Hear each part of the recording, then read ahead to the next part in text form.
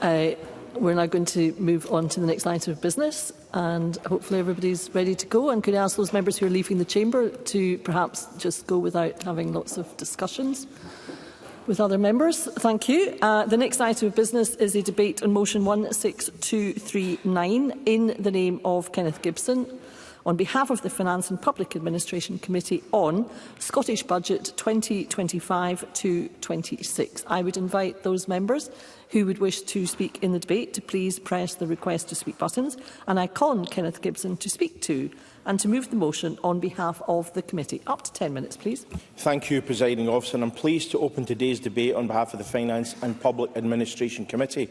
And I first want to thank my parliamentary colleagues, our excellent clerking team and all those witnesses who gave evidence to the committee to aid our deliberations. Today's debate provides a welcome opportunity to discuss pre-budget findings from across Parliament's various committees and how reports have influenced the Scottish Budget 25-26.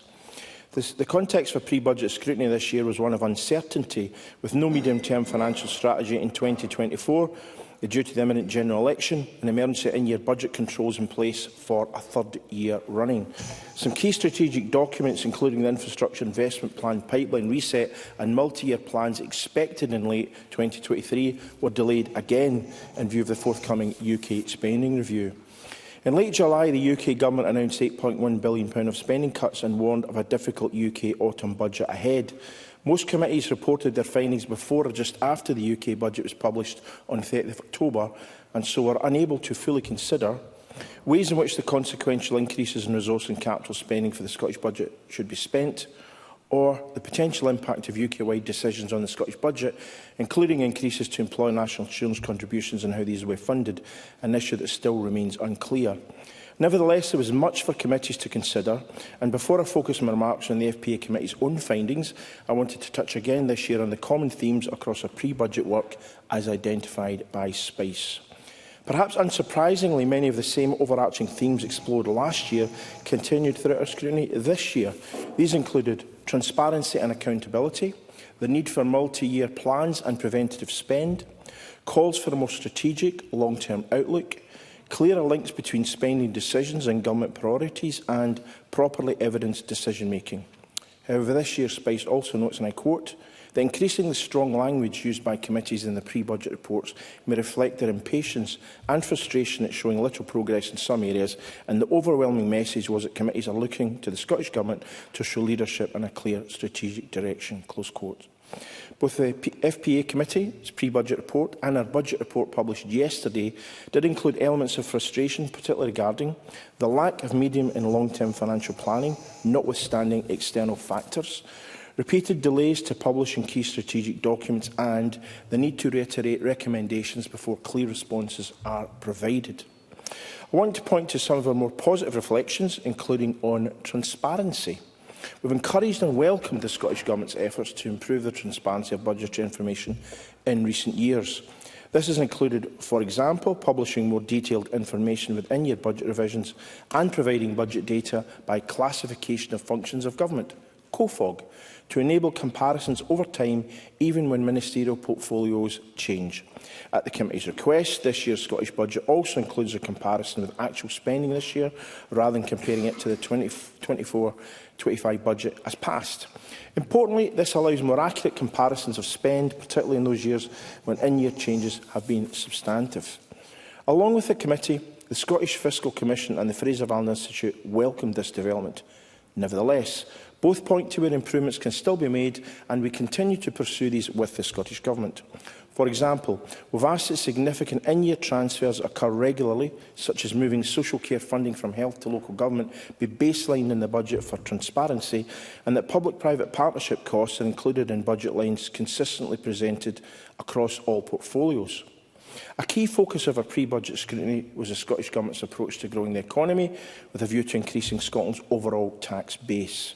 To inform our scrutiny, we visited the Life Sciences Department at the University of Dundee last August, which generates £10 of gross value added for every pound of investment from the Scottish Government. The university's Regis Professor, Sir Mike Ferguson, informed us that £5 million from the Scottish Government for proof of concept investment would generate a return of £200 million. In response to recommendations, the Cabinet Secretary committed to supporting research and development, recognise the important role our universities play in attracting investment, supporting world-leading sectors and building a highly skilled workforce. We note that the Scottish Government recently set up a Cabinet subcommittee on investment and the economy which, and I quote, helps create a business environment that drives investment and growth, close quotes. We've therefore requested regular updates on progress and outcomes of the subcommittee's new strands of work. Building on this scrutiny, our budget report published yesterday repeats our disappointment that the Scottish Government has, and I quote, continuing to hold back from publishing its infrastructure investment pipeline reset until after the UK spending review, close quotes. We strongly agree with the Scottish Fiscal Commission's position that the 12% increase in capital spending in 2025-26 allows the Scottish Government to restart paused capital projects and make some new commitments. Whilst available capital will then slowly decline to 29-30, the Committee has strongly urged the Government to now set out its priority commitments to ensure it's in the best position to hit the ground running and invest in infrastructure projects at the start of the next financial year. Next year, alongside the MTFS in May, the Scottish Government also plans to publish a fiscal sustainability delivery plan. It would be helpful if the Cabinet Secretary could provide more detail on the purpose of this new document, the time period it will cover and how it fits into the wider budget process. The Scottish Government is also committed to publishing a new public service reform strategy. In light of these additional documents announced, we asked for a progress update regarding the First Minister's intention to provide more concrete actions and fewer strategy documents, including any reduction in numbers achieved to date.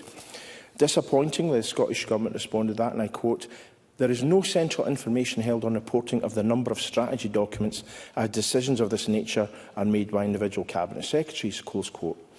We therefore ask the Government to conduct an exercise across portfolios to identify the number of live strategies in place, to provide a baseline for numbers to be monitored and reduced wherever possible. Outcomes of this work should be reported back to Committee by the end of June 2025. More broadly, the Committee has also repeatedly asked that the Scottish Government takes a longer-term approach to financial planning. We are therefore disappointed at the Scottish Government's decision not to publish an MTFS in 2024.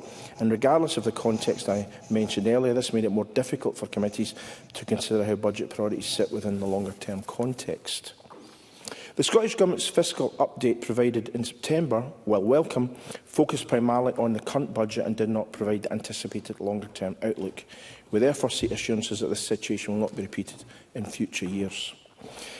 Filling in some of the blanks and providing welcome longer-term context for our pre-budget scrutiny was the Scottish Fiscal Commission's first fiscal update published in August 2024. We've asked the SFC to consider publishing a similar update in future years to provide an up-to-date government funding position and commentary on in-year spending changes. In recent years, these have been substantial. Another area of our focus in both our pre-budget and budget reports is the sustainability of spending on social security payments and public sector pay. I'll focus on social security spending, and the Deputy Convener will return to public sector pay in closing. Spice explained that, and I quote, Scottish Government decisions on social security have cumulatively added significant cost pressures to its budget, close quotes. This is largely due to the introduction of benefits unavailable in the rest of the UK, such as the Scottish Child Payment, and thereby spending more on benefits than if these benefits had not been devolved. The SFC forecasts that social security payments in 25-26 will cost £1,334 million more than if benefits remained at UK levels, rising to £1,463 million in 29-30, not accounting for inflation. Given its rising social security bill reduces the funding available for other spending priorities within the Scottish budget, the committee previously asked the Scottish Government, I quote, how it will assess the long-term affordability and sustainability of its social security policies and their impact on other areas of spend. In response, the Scottish Government said, and I quote, would continue to take a responsible and capable approach to Scotland's finances as new budget pressures emerge, including monitoring all areas of expenditure during the year, prioritising spend and maximising efficiencies. The committee did not consider this an adequate response and asked the Scottish Government to carry out this full assessment with outcomes included in the MTFS 2025 to inform future budget planning.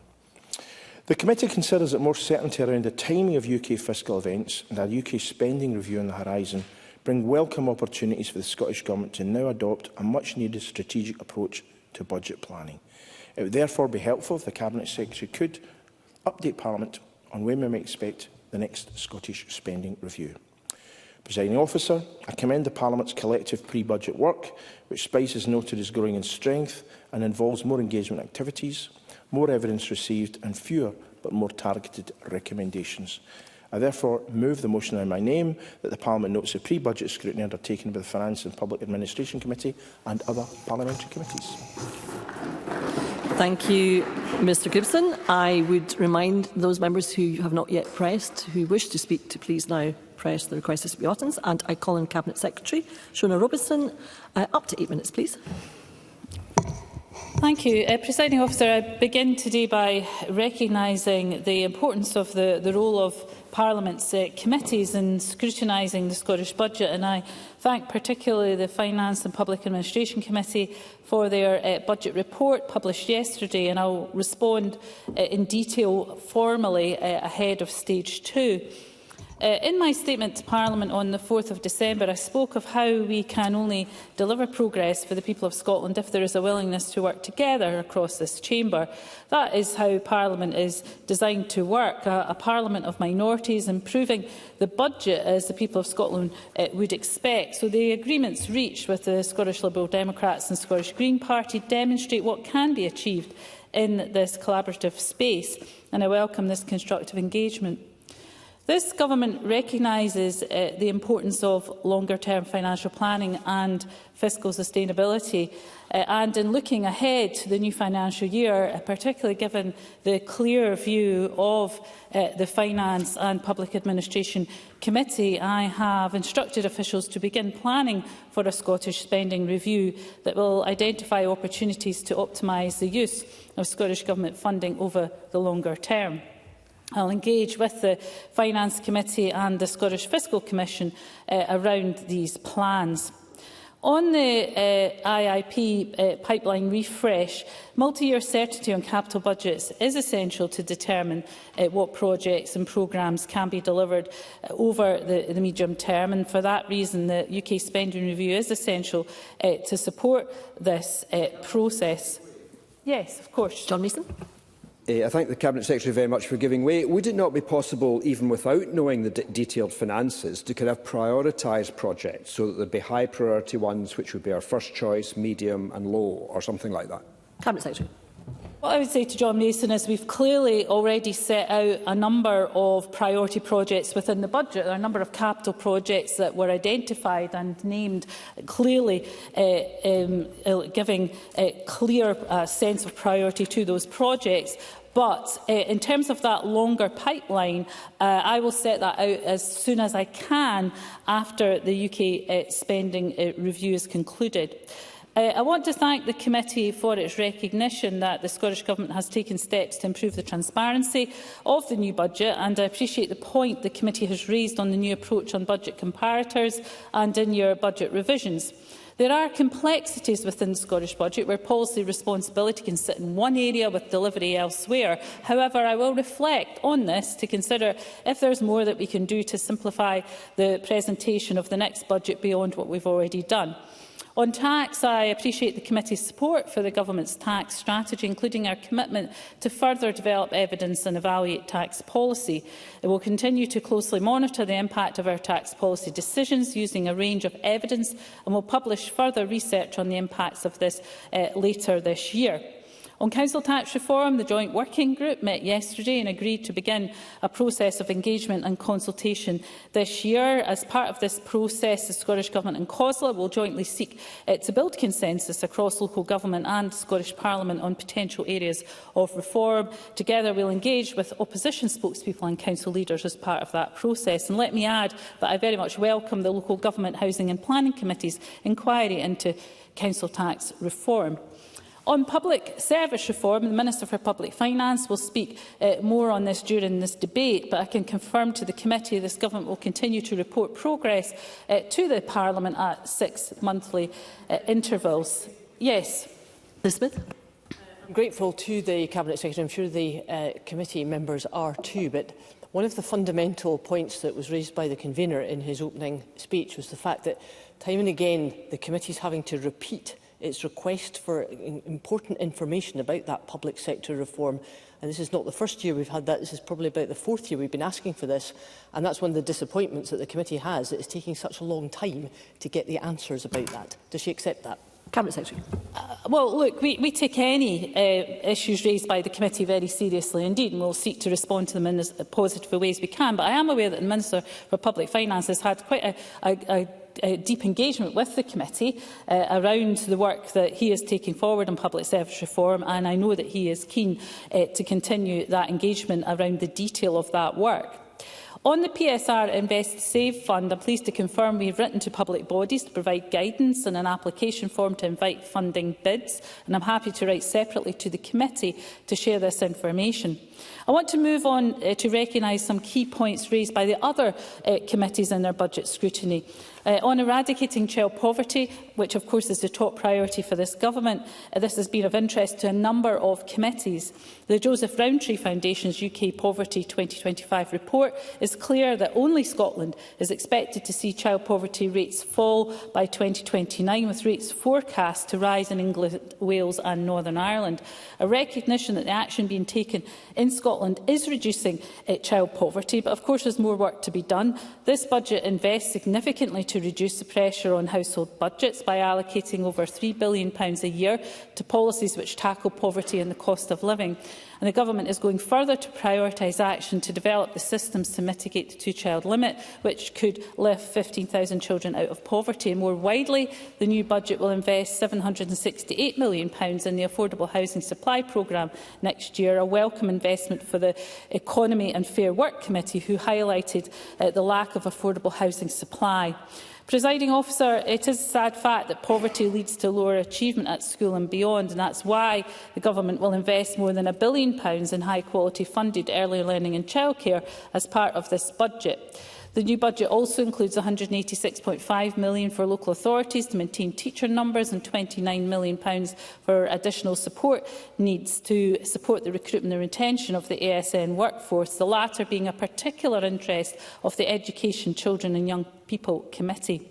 Growing the economy and delivering on our net zero ambition are strategic priorities for this Government and are of interest to multiple committees. We're almost tripling our investment in offshore wind to £150 million, supporting the economy and helping deliver on our net zero ambitions. And to deliver our programme of support for Scotland's businesses, the 25-26 budget provides £321 million for our enterprise agencies. That is an increase of £14 million from 2024-25. And more broadly, in 25-26, the budget is committing £4.9 billion of investment with a positive benefit for climate. And our strong focus on sustainable transport will see nearly £2.9 billion being invested in public transport infrastructure and green initiatives. Delivering and supporting high-quality, sustainable public services is a priority for all of us across this chamber, and that's why this budget provides a record £21.7 billion for health and social care. This investment will increase capacity, as well as focusing on driving productivity and optimising existing resources. The budget recognises the importance of local government and will provide local authorities with a funding package of over £15 billion in 25-26. I recognise that the Local Government Housing and Planning Committee has called for a reduction in ring-fence funding, and I am pleased that the 25-26 budget baselines a further £524.9 million of local government funding. I appreciate that all budgets in the public sector are under pressure, and on employer national insurance contributions I intend to give guidance to all public sector organisations, including local government, as soon as possible. As committees will be aware, this Government has called on the UK... I don't have time, sorry. As committees will be aware, this Government has called on the UK Treasury to fully fund these additional costs. The Treasury advised on the 24th of January that Scotland will only receive a Barnett share of the available funding, which is of deep concern, as it will create a shortfall of at least £300 million. You do need to conclude. That decision fails to take into account Scotland's larger public sector per person than the rest of the UK. In conclusion, Presiding Officer, this is a balanced and fair budget package for Scotland, and I encourage all members in the chamber to support it. Thank you, Cabinet Secretary. We're a little tight for time, a bit of leeway, but not much. I now call Claire Adamson on behalf of the Constitution, Europe, External Affairs and Culture Committee. Around 6 minutes. Ms Adamson.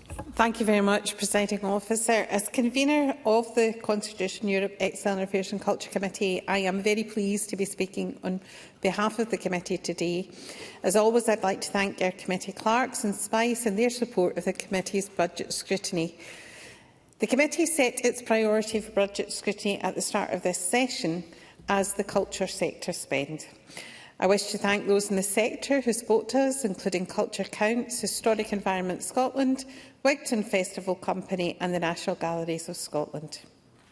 In evidence, the National Galleries reported that going to visit an art gallery for 30 minutes once a month can extend a person's lifespan by 10 years. Art is not a luxury, art is essential to our culture thriving and surviving. Presiding Officer, I have spoken many times in this chamber about how culture is integral to who we are as individuals, communities and a country. And just as the incoming artist director of Pitlochry Theatre was inspired by their motto to share Pitlochry with the world and the world with Pitlochry, we should all be inspired that culture allows us to share Scotland with the world and the world with Scotland. So the committee welcomes the commitment to increase investment in culture by £100 million annually by 2028-29, as well as the additional funding in this budget as a first step towards the £100 million increase. This is good news, Presiding Officer, and warmly welcomed by the sector. It has not been an easy time for the sector, and confidence was not by the temporary closure last August of the open fund for individuals, and this was regrettable. I would be helpful if the Cabinet Secretary could update on the lessons that have been learned from this and how such a scenario might be avoided going forward, particularly as the funding was confirmed after the pre-budget fiscal update a fortnight after Creative Scotland had announced the closure of the fund. The committee's view is that we need to substantially improve the relationship between Creative Scotland and the Scottish Government. It was regrettable that the multi-year funding programme announcements were postponed, although I note the statement today from the Cabinet Secretary of Culture on the outcomes of the application process for multi-year funding. It is important that going forward, a strengthened relationship between Government and the Creative Scotland will prevent further uncertainty in the sector. We agree with the Cabinet Secretary for Culture that Creative Scotland's budgetary process and that of the wider sector may benefit from being in sync with the Scottish budget timetable, and I'd welcome the Cabinet Secretary's thoughts on that. The Cabinet Secretary for Culture has just updated the Parliament on the results of the £20 million multi-year annual funding awards. And we strongly encourage Creative Scotland to listen to those applying for the multi-year funding programme. The comments such as it drew major resources across many months, it was onerous and took considerable time away from core activity, and it was a level of needless bureaucracy and complexity. The challenge remains as to how the sector maximises the impact of the multi-year funding and increased funding. The committee welcomed the forthcoming review of the culture sector and is supportive that this will be an independent review of Creative Scotland under the leadership of Dame Sue Bruce. It is timely that we ensure the effective distribution of investment and that of the additional spend. The committee has undertaken a good deal of work in Session 6 on funding for the sector, and a review that could benefit by taking account of this substantial evidence base and a report recommendations over that session. This includes the work on innovative funding solutions. We need much greater urgency if we are to make progress in the areas of cross-portfolio funding, with a percentage of the arts scheme, and with possibly leveraging private investment as some of the many possible options. And we need to engage with those delivering community-based activities, as well as the bigger cultural organisations. We welcome last week's publication of the survey on how culture and the arts is currently supported. and which will inform the scope of the sectoral review announced by the Government.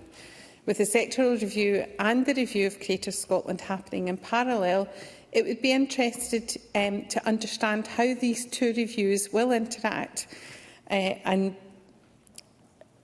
respond to some of the concerns that the committee has had in this session, such as the handling of the RAIN project after the funding decision was publicly challenged.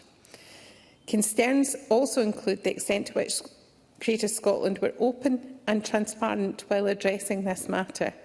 More generally, as I have mentioned, we heard from the creative sector that Creative Scotland's funding process was very difficult to complete, and it would be helpful to see how the independent chair could very quickly lay out the scope of the independent review of Creative Scotland so that we could avoid some of these concerns today.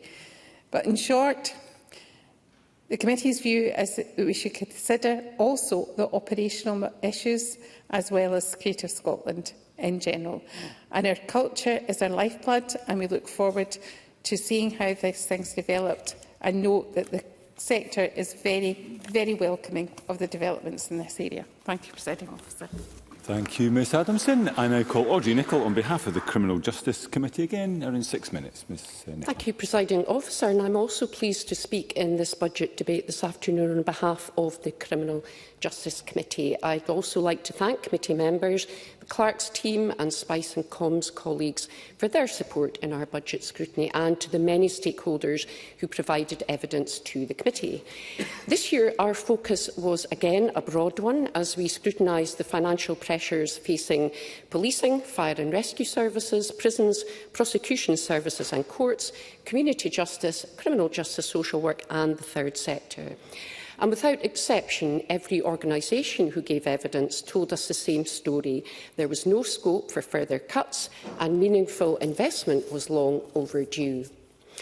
We heard stark evidence from Scottish Fire and Rescue that a lack of capital and resource budget was preventing important work to respond to firefighters' exposure to fire contaminants and the provision of dignified facilities from progressing. And this concerned many members who saw this as essential provision, given the way the role of Scottish Fire and Rescue continues to evolve. Similarly, we heard from Police Scotland that the situation was critical and that it was vital that the organisation moved towards new funding arrangements, namely multi-year funding commitments from the Scottish Government, the exercise of statutory borrowing powers and the establishment of a facility to enable the carrying forward of financial reserves. The Scottish Police Authority stated the impact of the UK Government national insurance increases, which was announced during our scrutiny, was that an additional £25.3 million of revenue would be required next year. The Scottish Prison Service told the committee a significant proportion of their budget is exposed to inflation and public sector pay policy, limiting options to mitigate cost pressures from emerging challenges such as a population that has grown by around 10%, is far more complex and thereby creates significant additional budgetary challenges. We also heard of the pressures arising from an ageing estate, in particular the urgent need to replace HMP Barlinnie with a new facility at HMP Glasgow, and the committee welcomes HMP Glasgow is a key priority for major infrastructure improvements in the prison estate going forward. Presiding Officer, this is just a flavour of the evidence we took, and more is set out in the committee's report that was unanimously agreed. Of particular interest to the committee was the pressure on capital budgets and investment right across the sector, but also on ways in which relatively small sums of money invested on a spend-to-save basis within individual parts of the sector can bring wider benefits elsewhere across the sector. One example was the investment in the summary case management system, which has seen the number of police witness citations fall to around about half in some areas of Scotland, thereby releasing officers for frontline duties. Another example that should result in budget savings over the longer term includes the investment in body-worn videos for police and a new digital evidence sharing capability, or DESC. The benefits of DESC include fewer victims and witnesses having to attend court, reducing the time for cases to come to court and reaching conclusion, and importantly, saving police time. During a pilot of the programme in Dundee, around about 19,500 pieces of evidence were handled through DESC, with almost 550 hours of police officer time freed up. The Criminal Justice Committee, as it said last year too, wants to see reform of the criminal justice sector continue and urges the Scottish Government and others to invest in these relatively low-cost schemes where investments have clear cost savings but significant benefit. In short, spend to invest is an approach we want to see adopted further. I welcome the Cabinet Secretary for Justice and Home Affairs' response to the committee that she had been able to secure an increase of £400 million, or 10.5%, compared to the opening 2024-25 budget presented to Parliament in December 2023. And it is important to note, though, that this increase does not account for the in-year adjustments to budgets that were made in 2024-25. The committee considers in-year payments should be more transparent in order to provide committee with a more accurate picture of the funding situation of the organisations they hold to account, not just the sums provided at the start of each financial year. We also said that financial memorandums provided to Parliament on government bills must be as accurate as possible, and that proposed legislation must be accompanied by appropriate resources. And as members know, this session our committee has scrutinised a number of significant bills, all with significant associated costs outlined in their financial memoranda. So, Presiding Officer, let me close now by welcoming the resource and capital increases for 2025-26 for the criminal justice sector. We look forward to scrutinising whether these extra sums have been invested wisely on a spend-to-save basis, and my committee will continue to keep the pressure on and work with the Cabinet Secretary to improve the way our criminal justice sector works. Thank you. Thank you, Ms Nicholl. I now call on Douglas Ross on behalf of the Education, Children and Young People's Committee. Around 6 minutes, Mr Ross. Thank you very much, Presiding Officer, and I welcome the opportunity to speak today on behalf of the Education, Children and Young People Committee. For our budget scrutiny, we focused on the long-term sustainability and funding for colleges and universities. So looking first at colleges, there has been considerable focus of the committee throughout the session on the college sector. We have repeatedly raised concerns about the extent and the impact of the financial challenges facing our colleges. When gathering evidence ahead of this year's budget, the committee heard more about the ongoing pressures on colleges. Following flat cash settlements since 2021-22, the resource budget decreased between 23-24 and 24-25, falling from £675.7 million to £643 million. While the net college capital budget increased from £82.4 million to £84.9 million. But this was set against a considerable maintenance backlog at Scottish colleges. In their 2022 report on colleges, Audit Scotland identified a £321 million shortfall for the lifestyle and backlog maintenance. And its 2023 report stated that an SFC fund of £4.7 million in 23-24 for urgent repairs was in high demand. Indeed, bids totalling up to £20 million had been received from the sector for that £4.7 million fund. On resource funding, Audit Scotland's 2024 report stated that the financial health of the sector had deteriorated, with a 17% real terms reduction since 2021-22. In June, the Scottish Funding Council told the committee that 4 colleges were experiencing significant cash flow issues and that the SFC were supporting recovery plans for them. These plans included options such as rescheduling grants, funding voluntary exit schemes and deferring loan repayments. In the 2025-26 resource budget for colleges, it has remained largely static. It's increased in cash terms, by £13 million, but that is a decrease in real terms of 0.33% when calculated by SPICE on budget day. For capital, the budget has decreased in cash terms by £20 million to £65 million. Mary Spowage, Director of the Fraser of Allender Institute, warned that cutting the funding for colleges will likely affect long-term productivity benefits generated in the economy from upskilling the population, economic activity that is generated by the goods and services bought by colleges, and the contribution that colleges make to the goals set out in the Scottish Government's National Strategy for Economic Transformation. Colleges are classified as public bodies. As such, they must balance their budgets every year, and they are restricted in their scope to build up financial reserves. It also means that they are largely reliant on public funds.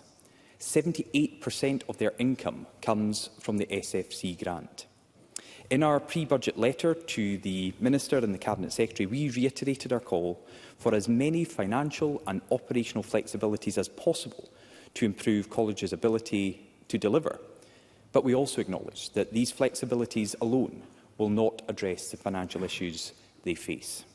In his response to the committee, the Minister stated that the SFC plans to revamp the college funding model for future sustainability. And when giving evidence at the committee earlier this month, the Minister also highlighted the work that's underway to support colleges to grow their commercial income to become less dependent on public sources. The committee is very keen to hear more about the SFC's plans, as well as what support for colleges could look like. In her letter this week to the Finance and Public Audit Committee, the Cabinet Secretary announced £3.5 million to create an offshore wind skills programme and college care skill programme, and £700,000 to support the continuation of Corsford College. It would be helpful, if possible, to have more information about these funds and how they will be allocated. Turning now, Presiding Officer, to universities. The university resource budget for 24-25 was £760.7 million. A decrease from £789.2 million in 23-24. The capital budget has increased from £340.7 million in 23-24 to £356.9 million in 24-25. In its final allocations for universities in 24-25, the SFC noted that across all institutions there was a 3.6% reduction in teaching funding, a 4.2% increase in research and innovation funding, removal of upskilling funding worth £7 million in 23-24, and the removal of digital poverty funding worth £1.6 million to universities in 23-24. In 25-26, the higher education resource budget has been set at £774 million.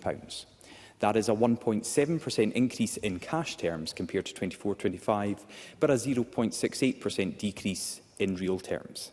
The HE budget has increased from £357 million in 24-25 to £368 million, a rise of 3.2% in cash terms. In real terms, however, it is a 0.9% decrease. There are many issues that the committee has heard about during our deliberations and will continue to question the government on, but we welcome the support that we have had from committee members and from the Cabinet Secretary, the Minister and their officials. And given the financial challenges that both universities and colleges are facing at the moment, we hope we can look at these into the future to find some solutions for these important sectors. Thank you, Presiding Officer. Thank you, Mr Ross. I now call on Colin Smith on behalf of the Economy and Fair Work Committee. Around 6 minutes. Mr Smith. Thank you, Presiding Officer, and I'm grateful to you, Presiding Officer, for permission to leave the debate early to attend a business event, but I apologise to other members, as it does mean I'll miss some contributions in this important debate.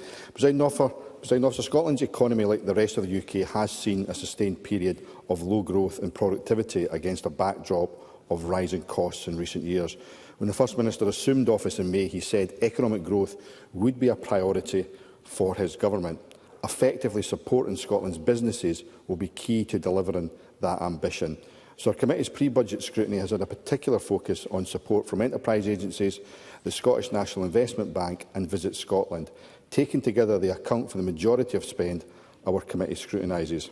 That economic development landscape has been described as clutter, and the committee has heard repeated calls to deliver a more seamless, focused support mechanism for businesses, while still recognising the distinctive needs of different sectors, different business sizes and different parts of Scotland. We know the Withers Review recommended that enterprise agencies should take responsibility for supporting businesses with skills and workforce planning, and this will require enterprise agencies to broaden their approach. The committee notes this will be considered as part of the post-school education and skills reform programme and intends to take evidence shortly to feed into that. But in our pre-budget letter to Government, we sought further clarity on the Government's wider plans to reform the economic development landscape. And while the Government outlined its 3 broad priorities, there was no detail on reforms such as progress to date, future plans, expected timelines or measurable outcomes. At a time of challenging budgets and growing demand, delivering public sector reform has never been more important. It was also clear from the evidence that we took that concerns remain over funding for the current model, with a 30% real terms reduction in Scottish enterprise resource budgets in the past 2 years. In their evidence, the agency made clear to the committee that they may have to consider, and I quote, stopping doing some of the things that we're legally obliged to do so. The committee also heard concerns over reductions in capital funding for our enterprise agencies and the Scottish National Investment Bank in recent years, and the fact that short-term funding decisions had caused uncertainty and hampered some of their work. Funding reductions to Visit Scotland in recent years also led to a strategic change programme, which included disposal of the iCentre network, ending the quality assurance schemes for tourism and business events, and pivoting to a digital-first approach. Visit Scotland has also had to scale back activity in growth markets to focus on core markets. We know how vital tourism is to Scotland's economy, and the fact that sustainable tourism has been identified by the Scottish Government as a growth sector. A key part of that tourism offer is, of course, our hospitality sector. The UK budget provided 40% business rates relief to retail, hospitality and leisure businesses across the rest of the UK. This resulted in £147 million in consequentials to Scotland. In recent years, the Scottish Government has chosen not to pass on those consequentials to retail, hospitality and leisure businesses. And the Economy Committee has heard repeatedly that in those sectors, though they feel they are now at a competitive disadvantage in Scotland compared with the rest of the UK. If I have time to add on yet, John Mason. I thank the member for giving way. Is it his argument that every pound that's spent on England on one subject, we should automatically spend the consequentials on the same subject? Colin Smith. It's not my argument. I'm repeating the evidence that the committee heard from the business sector, who did believe that because of those different decisions, they did feel they were at a competitive disadvantage. Now, the Scottish Government's budget for next year does propose a 40% business rates relief, and that's welcome.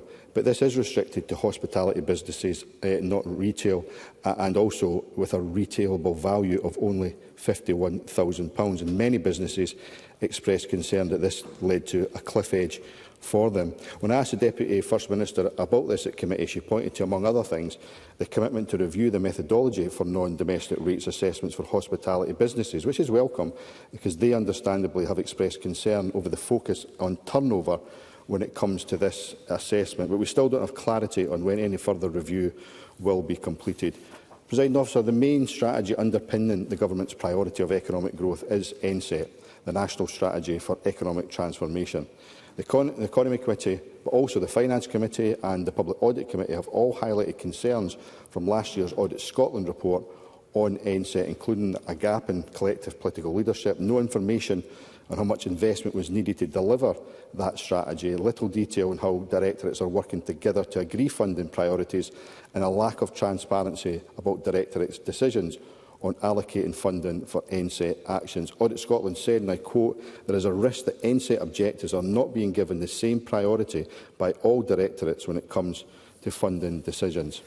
I raised on Audit Scotland's report with the Deputy First Minister in her 2 appearances before the Economy Committee last year, and the committee believes strongly that there should be a clearer link between NSET and the budget, with NSET driving budget decisions across government departments and more coherence across those portfolios.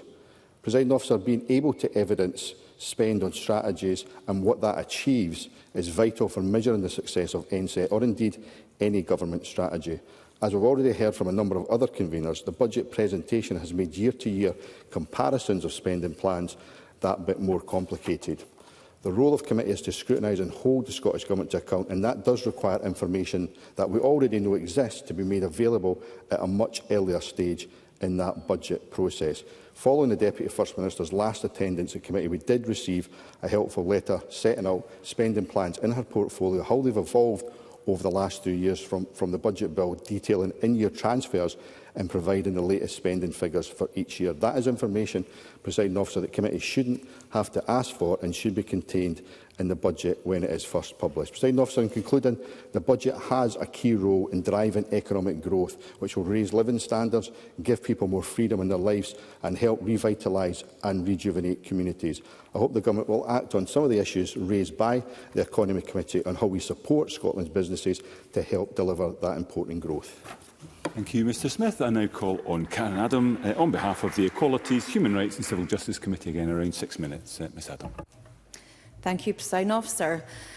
I'm happy to contribute to this debate as convener of the Equalities, Human Rights and Civil Justice Committee, and I want to take this opportunity to remind members of the 3 principles of human rights budgeting, which are participation, transparency and accountability. As members may recall, our 2024-25 pre-budget scrutiny saw us set out a 3-year plan to look at each of these principles in turn, and we started with participation in 2024-25 under the convenership of our now Minister for Equalities. And for our 2026-27 pre-budget scrutiny, we will look at the principle of accountability. This year, however, we focused our work on the principle of transparency. We were particularly interested in transparency in the context of human rights budgeting and the role of national outcomes in supporting transparent and data-driven decision-making and mainstreaming equalities across portfolios. Alongside this, we explored the Scottish Government's progress in implementing recommendations made by the Equalities and Human Rights Budget Advisory Group in 2021. The Minister for Equalities will recall how the committee adopted this approach for our pre-budget scrutiny 2024-25 during her time as convener. We worked with the Whole Family Equality Project, supported by Capital City Partnership, to learn how people view and understand the budget process and how it impacts their lives.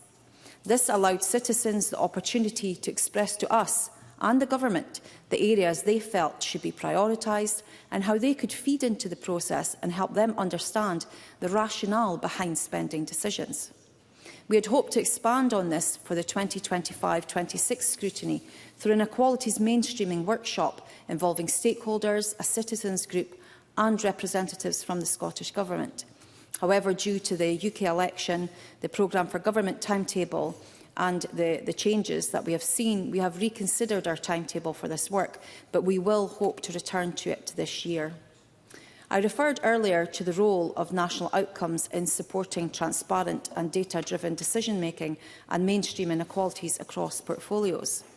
There were several areas of interest and relevance to the committee coming out of responses to the Finance and Public Administration Committee's call for views on the proposed revisions to national outcomes.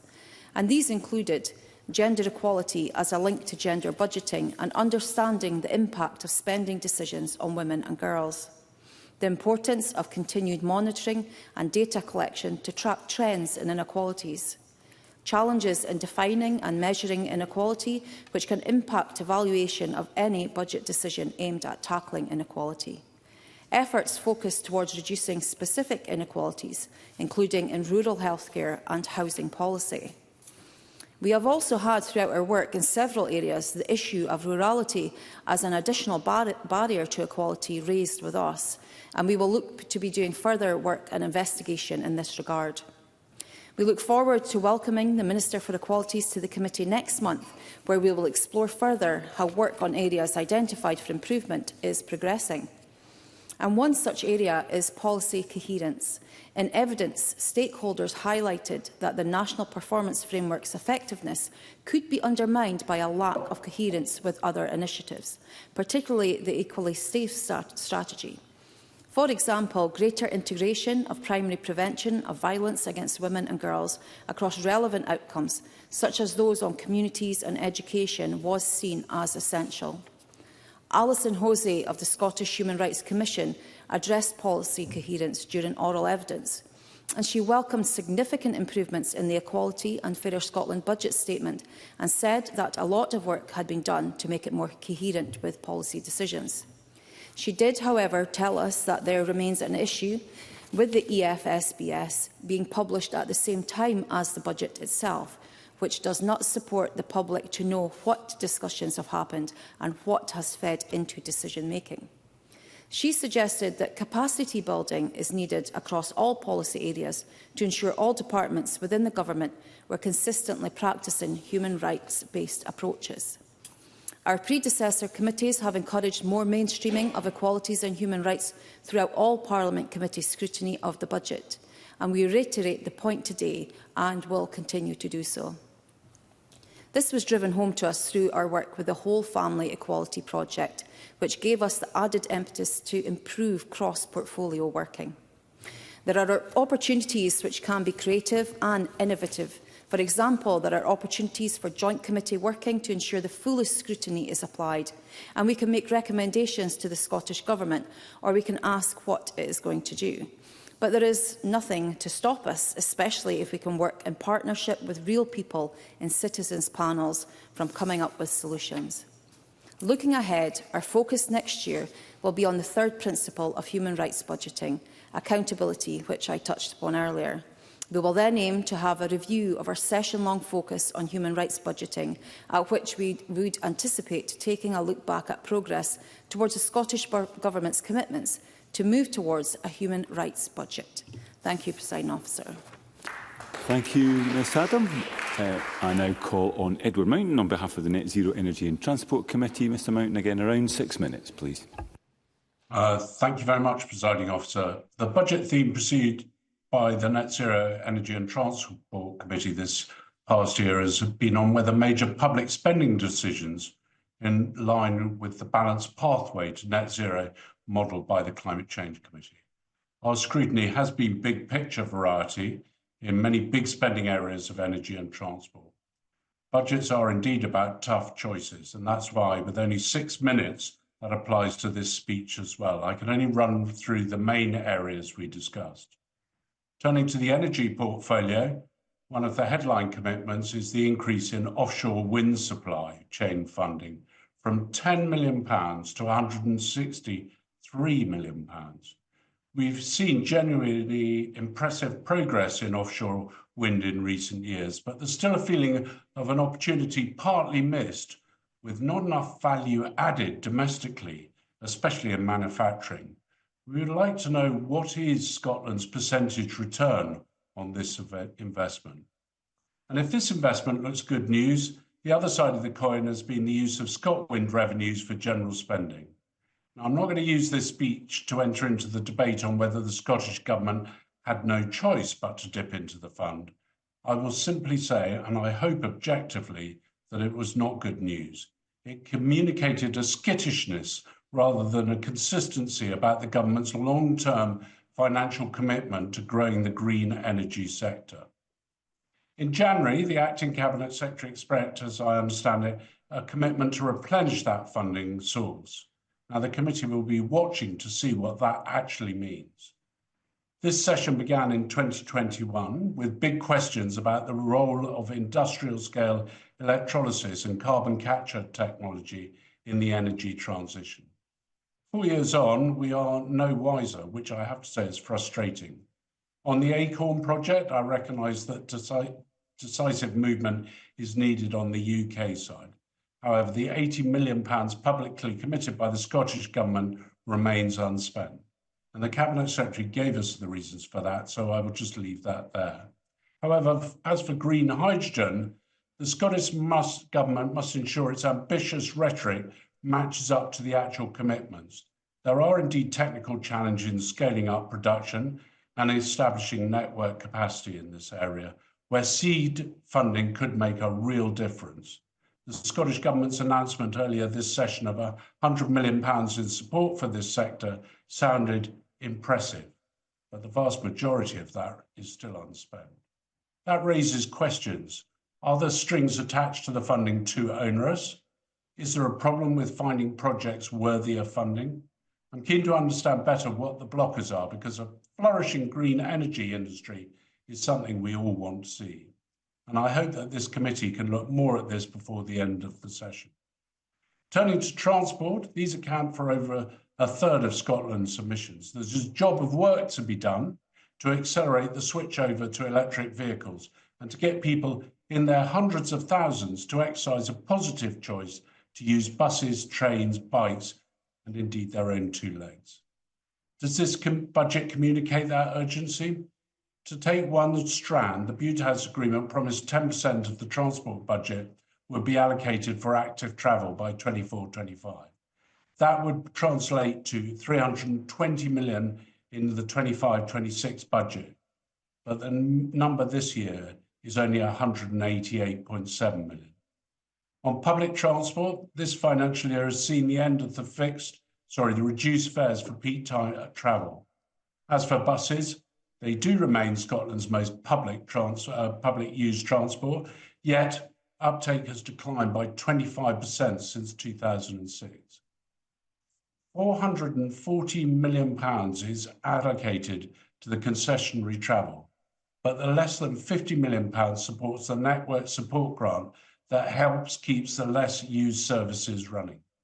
We do indeed risk losing more routes.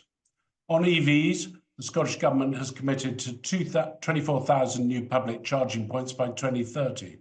We currently stand at somewhat over 6,000, so anyone can see that that is going to be a particularly challenging target to meet.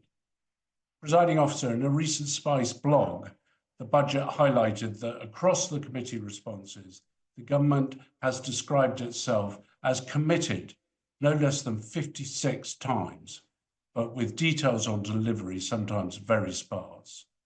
There are echoes with the Climate Change Committee's comments last year that the Scottish Government lacks a credible delivery plan for its climate ambitions. I understand money is tight, and that is true across the UK.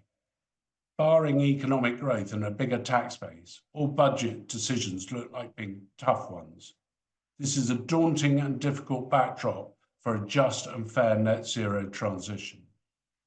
Presiding Officer, the forthcoming climate change plan, which we will finally see in September of this year, presents an opportunity for some serious thinking about how government can deliver the change more smartly and bridge the gap between ambition and delivery. And they'll need to make sure that they put the financial resources into it to ensure that happens. Thank you, Presiding Officer. Thank you very much, Mr Mountain. I now call on Ariane Burgess on behalf of the Local Government, Housing and Planning Committee, again around 6 minutes. Ms Burgess. Thank you, Presiding Officer. I'm pleased to speak in this debate on behalf of the Local Government, Housing and Planning Committee. Our pre-budget scrutiny focused on the sustainability of local government finance.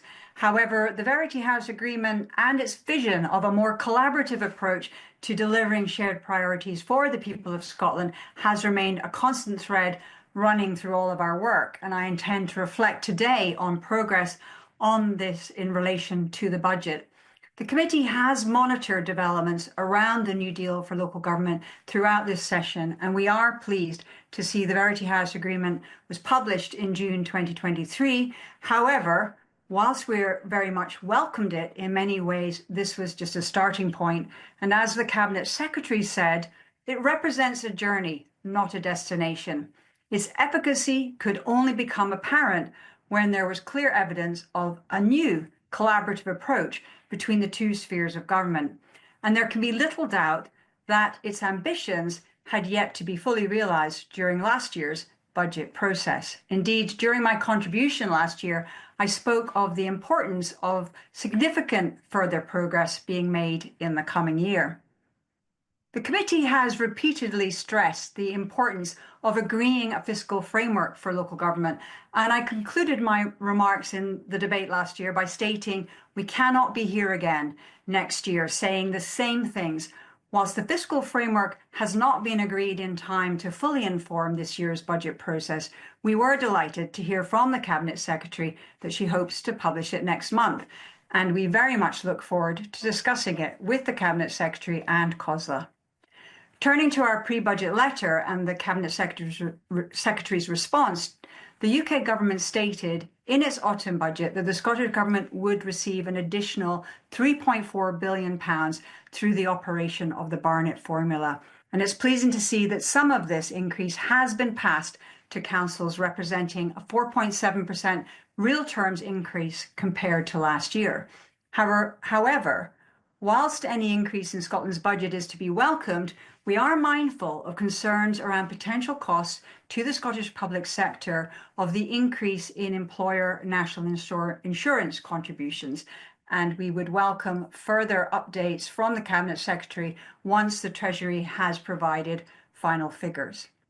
It's also pleasing to see that after years of disagreement between the Government and COSLA on interpretations of budgetary figures, COSLA's response to the budget has been relatively positive. There appears to be greater consensus between local and central government on what the figures actually mean. I stated last year that the different spheres of government must agree a common understanding of the figures and how best to present them so that we can focus on outcomes for our communities, not debate different interpretations of figures. And it's pleasing to see that there is evidence of such progress.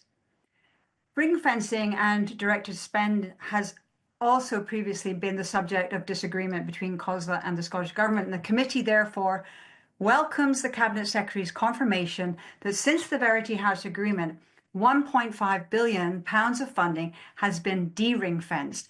We hope that this will afford councils greater flexibility to deliver on key priorities for their distinct communities across the country. The Verity House Agreement also expresses an ambition wherever possible to provide multi-year certainty to councils. The committee recognises the challenge as the Scottish Government receives only single-year settlements from the Treasury, but we therefore welcome the UK Government's plans to reinstate the spring spending review this year, which will trigger multi-year funding, with 3-year funding being reviewed every 2 years. The committee looks forward to receiving a further update from the Scottish Government on their plans after the spending review. We also await the publication of the 2025 medium-term financial strategy with interest. We are also interested in the opportunities for councils to raise more of their own revenue, notably through our consideration of what became the visitor levy. The committee welcomed this legislation, but recognises that it is unlikely that all councils will benefit equally. Some may decide not to introduce a levy at all. We look forward to considering the findings of the planned consultation on the potential cruise ship levy. We also note the consultation that was recently published on a general power of competence for councils. Again, something that has been a long-standing request from COSLA, and we look forward to discussing with the Cabinet Secretary the plans for this in due course. The committee is also agreed on the urgent need for transformational change in councils. We must move towards a preventative approach to deliver on outcomes. We regret the slow pace of change in the 13 years since the Christie Commission reported. Whilst we recognise the challenges councils face, we are frustrated that the need for such a change is widely accepted, but with few exceptions, there is limited evidence of such a shift actually happening. Effective political leadership is needed to achieve a decisive shift towards prevention of poor outcomes instead of having to deal with their consequences. We welcome the government's recognition of this. However, this recognition can only be a first step, and we hope there will be more evidence of concrete actions being taken over the coming year. I will conclude by welcoming the improved degree of progress that has been made in the last year between the Scottish Government and COSLA. It's my sincere hope that by this time next year, we will be able to reflect on further progress having been made on this important work. Thank you very much, Ms Burgess. I now call on Finlay Carson on behalf of the Rural Affairs and Islands Committee. Around 6 minutes. Thank you, Deputy Presiding Officer. Can I apologise for potentially having to leave this debate early because of a committee commitment, I should say. I welcome this opportunity to speak on behalf of the Rural Affairs and Islands Committee, and I will reflect on our pre-budget scrutiny as well as evidence we heard from the Cabinet Secretary last week. I begin by observing that this is a very disappointing budget for our rural businesses and communities.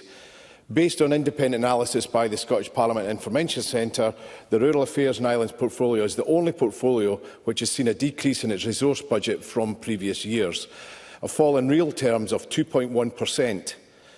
From that observation alone, it is not clear how this budget will support the Scottish Government's stated ambitions when it comes to supporting rural and island communities, especially given the need to transition to... I certainly will. Cabinet Secretary. I appreciate what the committee convener is saying. I think it's just important to put on the record, of course, that the substantial increase in capital funding was in response to the sector saying that it would rather have had the transformation money in capital rather than resource. So I think we'll have to look at the funding in the round. Finlay Carson. I thank the Cabinet Secretary. I think there'll be more clarity as I go through my contribution. So I think it's going to be difficult because of the need to transition to the new agricultural support schemes this year. A comment also on the presentation of the budget. In previous years, the baseline for comparison was the figure from the previous budget. For this year's budget, however, the 2024-25 baseline figure is presented after the autumn budget revision adjustments. This presents a challenge for scrutiny of budget trends. Nevertheless, it is notable that the Rural Affairs and Island portfolio budget shows a cut in resource regardless of the baseline used. As I'm sure other committees have experienced, the year-round approach to financial scrutiny is challenging with the pressures of bills and legislation on committee time. For that reason, and after hearing stakeholders' concerns about several fisheries-related statutory instruments, the committee decided to focus on the budget allocations for marine management by the Marine Directorate. The Marine Directorate budget for 25-26 has decreased by £3.4 million in cash terms. This follows a cut of £4.8 million last year. The committee heard that from fishery stakeholders that these cuts are having a negative impact on the Directorate's capacity to undertake scientific research. The committee also heard evidence that due to decreased resources, fisheries research has declined over the past decade in contrast to equivalent institutions in the UK and internationally. Some stakeholders also felt that the organisational status of the Directorate impacted on its ability to provide objective, impartial advice and has limited its capacity to leverage additional funding through commissioned research. The committee saw for itself the condition of the Directorate's labs in Aberdeen, which are far from ideal and was potentially having an impact on the scientists' ability to conduct research effectively. Stakeholders also raised concerns about the inadequate resources for the Directorate to conduct effective enforcement to ensure compliance and to develop co-managed structures with stakeholders through regional inshore fisheries groups. The Cabinet Secretary informed the committee that greater co-management of fisheries policy with stakeholders would be driven by the Scottish Government Inshore Fisheries Management Improvement Programme.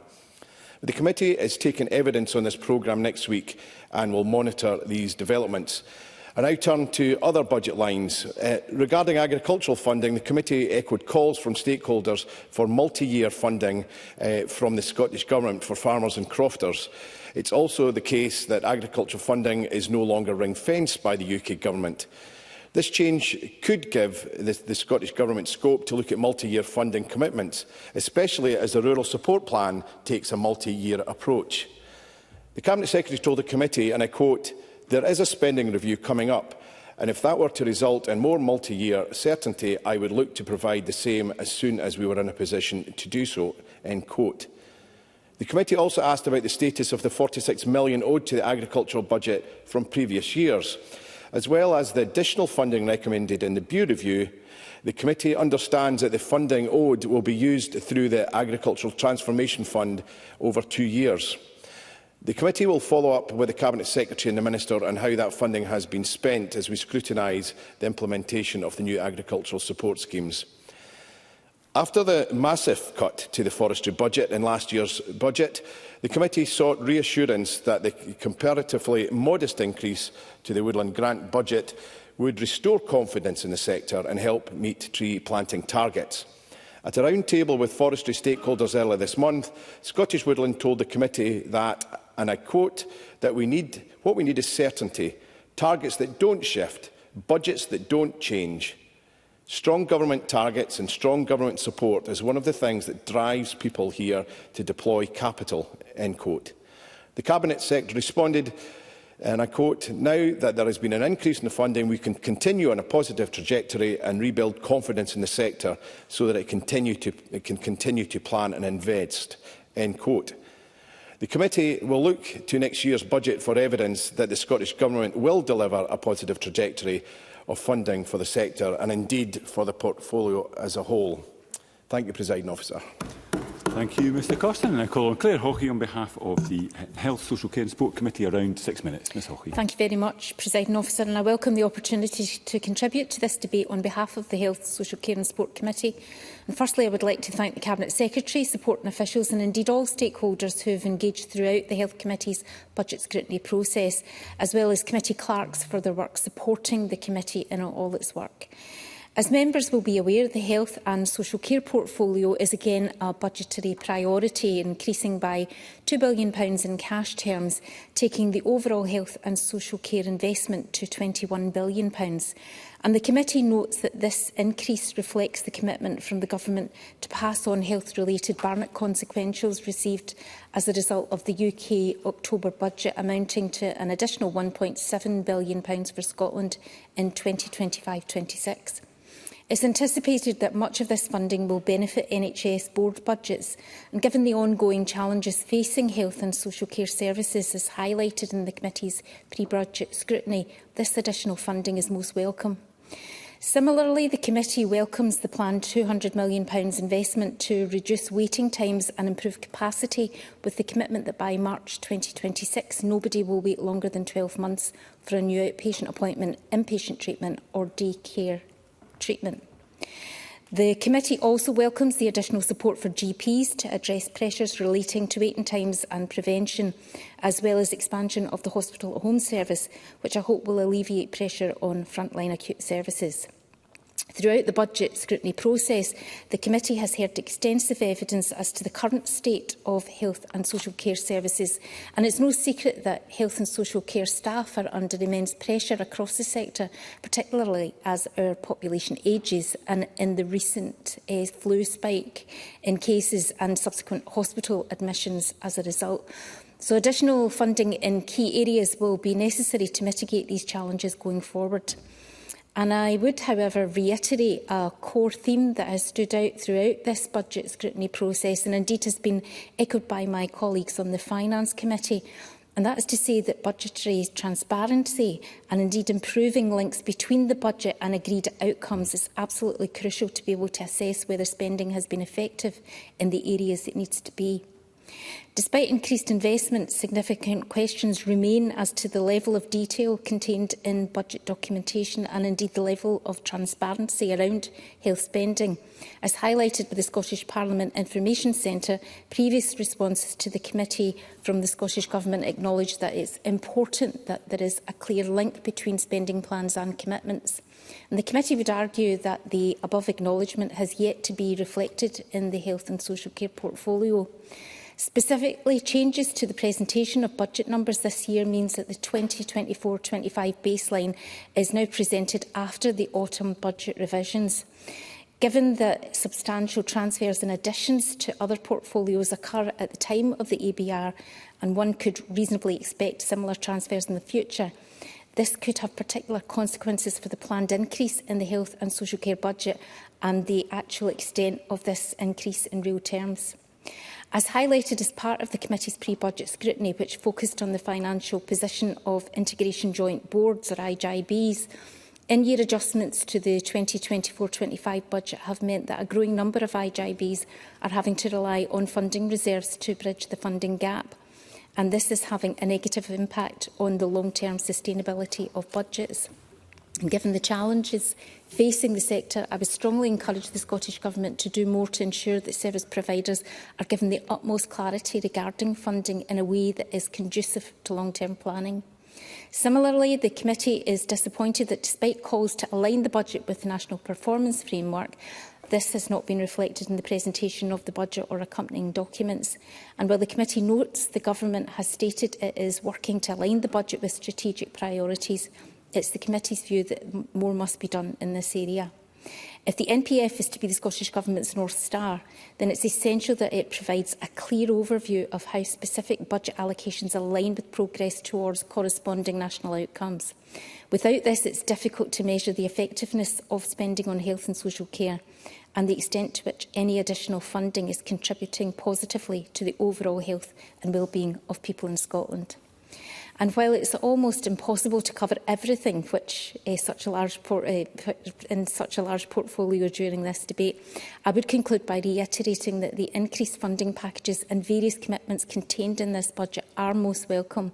However, more must be done to measure and track the effectiveness of any additional spending and to ensure the budget for health and social care is properly aligned with national outcomes and the NPF.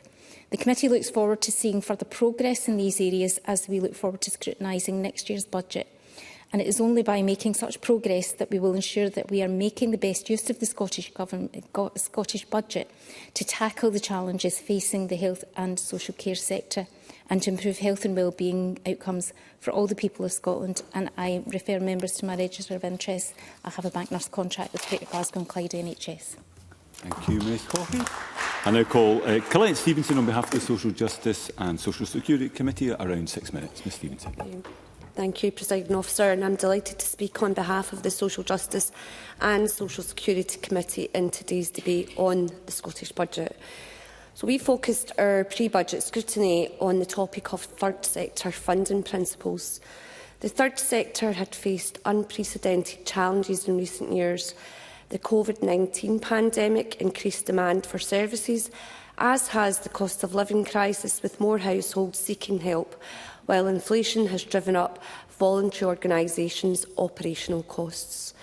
With the recent UK Government announcement of increased employers' national insurance contributions, the impact on the sector is yet to be understood. According to the SCVO, 88% of organisations reported taking actions to mitigate financial challenges since December 2023, with 60% of those using their reserves, which they believe is unsustainable.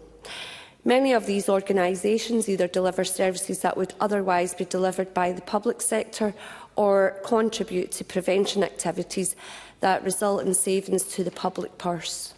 Indeed, when we spoke with representatives from more than 30 local and national organisations, we heard the sector described as the essential sector.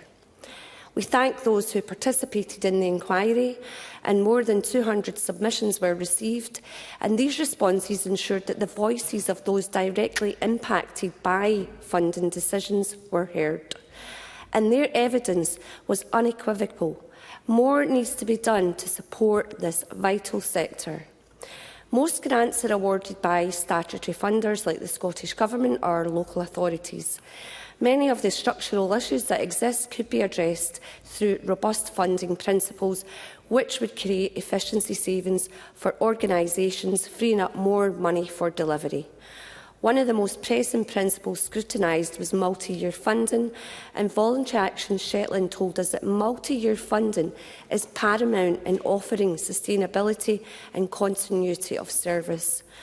We recommend increasing the number of multi-year grants and ideally providing funding for a minimum of 3 years. We do acknowledge the challenges of multi-year funding, particularly the Scottish Government's ability to set longer-term funding priorities in conjunction with spending decisions made at UK level.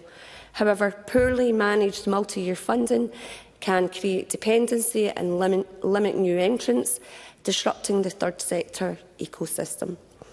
Implementation of staggered multi-year funding would avoid new entrants being locked out of bidding rounds for long periods of time. And where awards roll on, Building in anticipated increased costs over the multi-year period would help to address the power imbalance that deters organisations from requesting additional funds in these circumstances. The Cabinet Secretary said in her response that the Government remains committed to increasing the number of multi-year funding agreements by 2026, focusing on deliverability and scalability, given the Scottish Government continues to face the most challenging financial situation since devolution.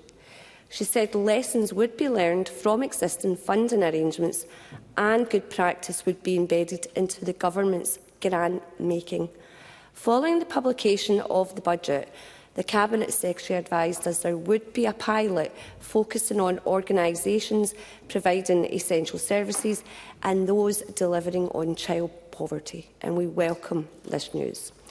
The committee called for more flexible, unrestricted core funding, and while the Government hasn't addressed this point directly, the Cabinet Secretary has said the Government will review grant spending, including developing effective reporting mechanisms to monitor the effectiveness of spend, identifying the wider social benefits and providing commercial scrutiny of costs to ensure clarity on where it is spending money. Voluntary organisations mentioned the administrative burden of funding applications and reporting, and the Scottish Government response states that guidance will be developed and that poor areas of practice identified will inform further improvements. We are pleased to note this and the developments in technology to improve transparency of Scottish Government grant giving and the standardisation of the application process. Timeliness in funding decisions and payments is vital. Delays can have severe consequences for organisations, particularly those operating with tight margins. Our report underlined that the Scottish Government must prioritise resolving delays in funding notifications to support the sector's stability. The Cabinet Secretary's written response advised that budget difficulties has led to only 58% of awards being notified on time, though this figure now provides a baseline on grants performance for the first time. In conclusion, Presiding Officer, funding principles need to be more than aspirations. They need to produce concrete results. It is imperative that statutory funders support third sector organisations through fair, efficient and sustainable funding practices. The Scottish Government is making some progress, and the committee hopes that this will continue to ensure we have a sustainable third sector, which is essential for the well-being of our communities. Thank you. Thank you. And I now call Colin Beattie on behalf of the Scottish Commission for Public Audit. Around 4 minutes. Mr Beattie. Deputy Presiding Officer, I welcome the opportunity to contribute to this debate as Chair of the Scottish Commission for Public Audit. One of the Commission's main roles is to scrutinise Audit Scotland's budget proposals and report to Parliament on them. Last Friday, we published our report on Audit Scotland's budget proposal for 25-26, and my thanks to the committee clerks and staff for their support in this. Audit Scotland's budget comes from two sources. For 25-26, it estimates that the fees it charges to audited bodies will provide 63% of its budget. The remainder, 37%, would be funded from the Scottish Consolidated Fund, totalling £14.983 million. We took note that Audit Scotland's budget proposal represents a 10.3% increase in the funding required from the Scottish Consolidated Fund, which equates to an additional £1.394 million. When the Commission met in December last year to examine the budget proposal, we heard that the majority of the 10.3% proposed increase comes from a £672,000 investment in its audit modernisation project. The other substantive cost is funding to cover increased employer national insurance contributions, estimated to be £520,000, arising from the 2024 UK autumn budget. To aid our scrutiny, we sought a breakdown of the audit modernisation project costs, given that £592,000 is allocated to people costs. Audit Scotland clarified that £250,000 is for project management, legal services, procurement, external assurance and other specialist skills, while a further £275,000 would be for implementation, with the rest used for hosting and analytics. It also pointed to the assurance arrangements in place, such as undertaking an internal audit of the arrangements. The Commission is conscious that some public sector IT projects have been subject to significant delay and cost increases. We have therefore requested detailed progress updates as part of our scrutiny of annual reports and budget proposals. Also, we want to know why Audit Scotland had decided not to share the project cost requirement across those public bodies it audits, particularly as they would benefit from its successful rollout. Audit Scotland told us the project costs are ring-fenced for greater transparency and accountability, as otherwise it would have to be distributed across 200+ public bodies, a number of which are non-chargeable bodies, effectively resulting in cross-subsidisation. The Commission is satisfied with this approach for the start-up costs, but expects future running, maintenance and licensing costs to be recovered from all audited bodies proportionally.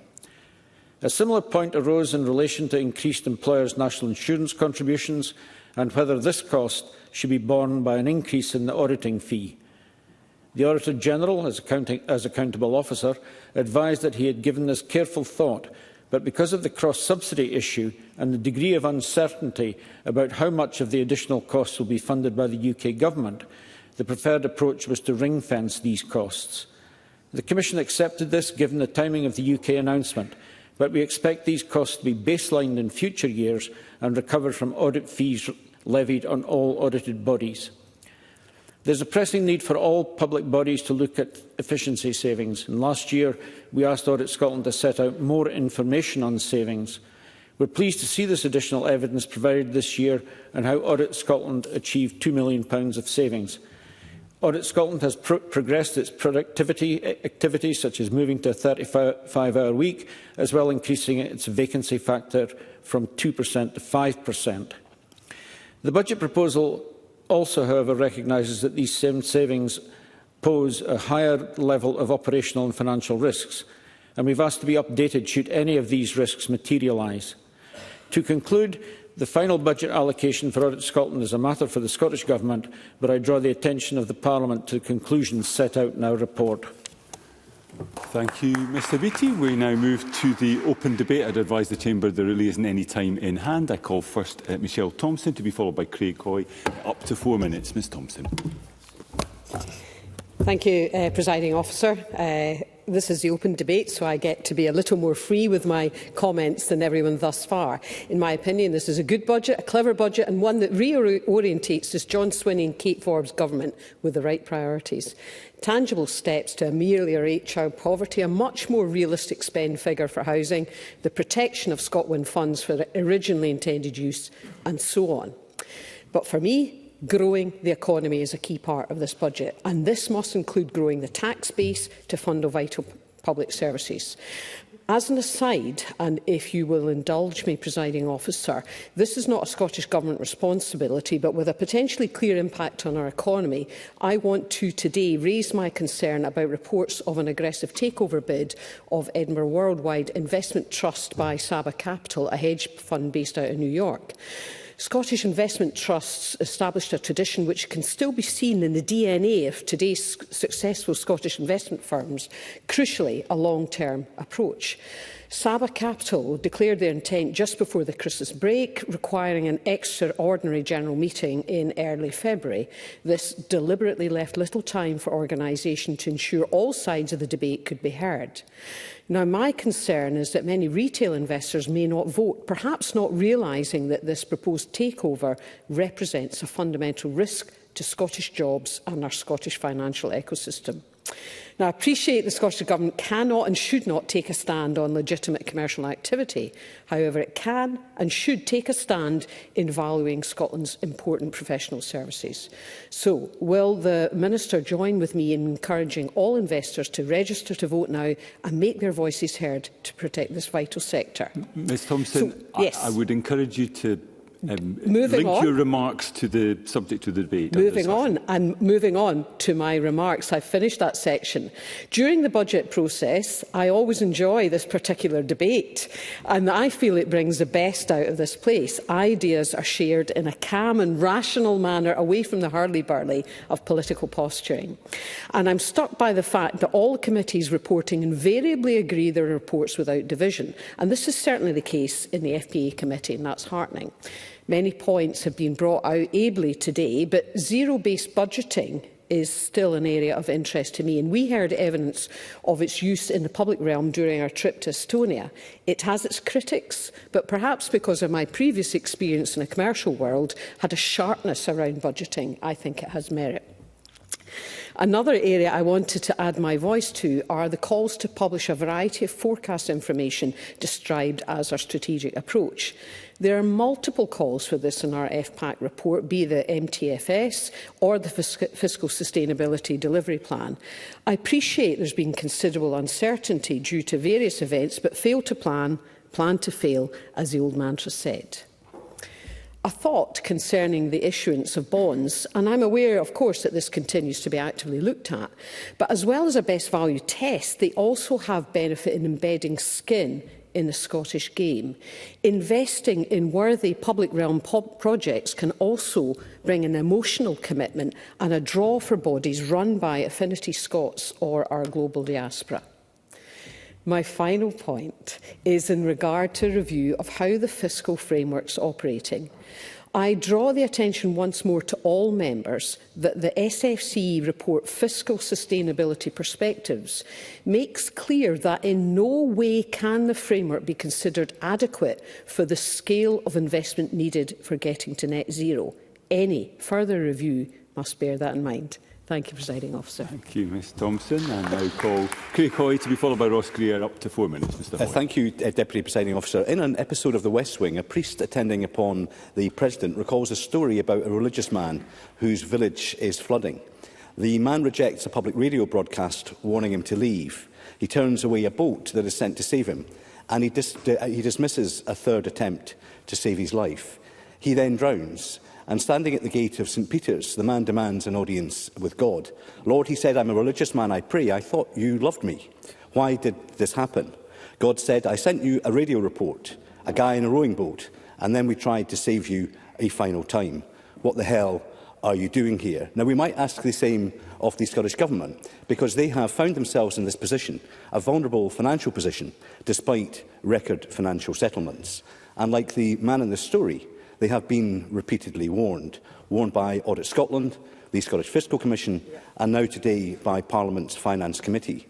Warned about transparency, sustainability and the affordability of its tax and spending plans. Now, the committee report sets out a number of areas that the Government must urgently address, and it correctly, I think, criticises past inaction. As the report states, the committee should not be in the position of having to repeat and reiterate some recommendations before they are clearly responded to. The quality, it says, of future government responses to our reports must improve, and I echo that call. Now, the report criticises a lack of medium and long-term financial planning. The committee warns against any slippage in the medium-term financial strategy, and it urges the government to identify and monitor a number or the number of live strategies and, wherever possible, to reduce them. Now, this government is often accused of using smoke and mirrors, so I urge ministers to accept the committee's call to ensure that very significant in-year transfers, most notably between health and local government budgets, are baselined in the overall Scottish budget. And if the government does not do this, then it leaves itself quite rightly open to the accusation that it is massaging the figures for political purposes. Now, ministers must also heed some significant warnings and be alert to some significant risks, including the ongoing financial pressures and the potential highlighted in the report of a £701 million negative reconciliation in the 27-28 budget. Now, whilst the report welcomes the publication of the government's tax strategy, I want to put on record that we strongly, certainly I strongly, question whether it is robust and detailed enough to address the structural concerns that we have about the effects of the SNP's high tax agenda. And the report correctly identifies the need for a comprehensive assessment of the behavioural responses to the SNP's decision to make Scotland the highest taxed part of the United Kingdom. Now, the government must also look, and I think the report identifies this, at the cost of its workforce and the cost and scale and scope of its social security policies, both of which are identified in this report. Now, I accept that Labour's national insurance increase will put pressure on the government and also on Scotland's councils, but we shouldn't forget this is also a similar position for firms and companies across Scotland who will have to make internal efficiencies in order to be able to pay those additional costs. And I think the report rightly identifies the need for the Scottish Government to set out an urgent plan as to how it will fund any shortfall in its employer national insurance liabilities. And it would be interesting to hear from the Minister as they close what progress they have made, if any, with the UK Treasury and what insight they can give local councils as they set their own budgets in respect of this. Finally, in respect of welfare, the Scottish Government rushed to announce mitigation of the two-child limit for effectively to gain headlines and political advantage. But ministers must now urgently and transparently explain how they will fund it. I started with a rather vivid account of what happens when you ignore repeated warnings, and I hope that the government does not dismiss this report nor set aside the constructive criticism that has come from independent bodies who have engaged positively with this budget process. Thank you. And I call Ross Greer to be followed by John Mason. Up to 4 minutes. Mr Greer. Thank you, Presiding Officer. And, as much as I look forward to next week's Stage 1 debate, which I'm sure will be much more partisan and party political, given that the agreement on the budget between my party, the Liberal Democrats, and the Government was announced this week, I do want to take a moment as the Greens finance spokesperson to thank the Government for their constructive engagement throughout the budget process, particularly after the point at which Labour's decision to abstain made the engagement with ourselves and the Lib Dems somewhat less than essential. And I think that that is exactly what this Parliament was intended for. I was asked by a journalist on Tuesday why I didn't simply try and bring the budget down and give the SNP what they described as a bloody nose. But that approach to politics doesn't feed a single child. It doesn't make buses cheaper. It doesn't create jobs or protect nature. Cooperation between parties, while holding on to our distinct values, is what this Parliament was intended for. It's what we've proven ourselves capable of, and it's exactly what the public wants from us. So I'm proud of the process that led to the agreement this year. I want to focus my remarks this afternoon on our committee recommendation on council tax reform and the Scottish Government's response to that. The Cabinet Secretary said to the committee last year that for us to move forward on council tax reform, there's a need for cross-party consensus, and that is a reasonable point. But the committee put it back to the Government that they must be the ones to facilitate that. If the Government doesn't create the space for it and open up those discussions, who will? And I was disappointed by the Government's initial response to that recommendation. There was no commitment to new action. And as a reminder of the need for council tax reform, this is a tax system based on valuations from 1991, before I was born. Most people pay the wrong rate of council tax. That's not something that we would tolerate for our income tax system, and yet we are still here on council tax. Scotland, the UK overall, but particularly Scotland, is an outlier in European terms in how small a share of local governments' own budgets they are able to raise for themselves. The need for reform is urgent. So I do welcome the Cabinet Secretary's commitments this afternoon to embark on more cross-party engagement through the joint working group, both at a national parliamentary level and with our local government colleagues. Because this process is difficult, our committee report acknowledges that. There will be winners and losers, but I do think it is one of the clearer failures of the devolution era so far that we have failed to do this already. And we should be honest. Yes, there will be winners and losers, but we all have a pretty clear idea of who the losers would probably be, those who would end up paying a bit more. It's those who live in larger houses, those who tend to be much wealthier and who have more social and political capital. It would be hard for us to create a system, to reform the system in a way that's even more aggressive than what we've currently got, certainly. And I was also disappointed in the Government's written response to the committee that they no longer intend to legislate to allow for council tax increases on an equivalent level to the Welsh for second and holiday homes in the remainder of this Parliament. This is a win-win. It raises more money for local services, it helps first-time buyers, and it helps communities like those I represent on Arran and up the west side of Loch Lomond, where the housing crisis is massively exacerbated by second and holiday home ownership.